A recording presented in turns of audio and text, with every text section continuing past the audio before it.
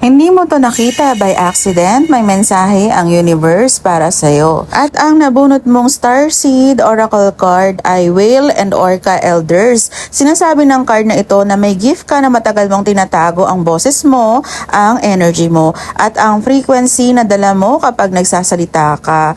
Whales and Orcas carry ancient wisdom through sound at ngayon, ginigising ka ng universe para gamitin ang voice mo, hindi para manahimik.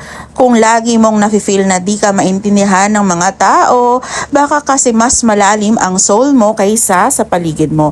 This card is a sign na kailangan mo nang i-share ang story mo, yung truth mo, at yung spiritual gifts mo. Kapag pinili mong magsalita mula sa soul mo, mas tamang tao ang ma-attract mo. Comment, Whale, if this reading found you and if gusto mo rin ng messages na sobrang accurate.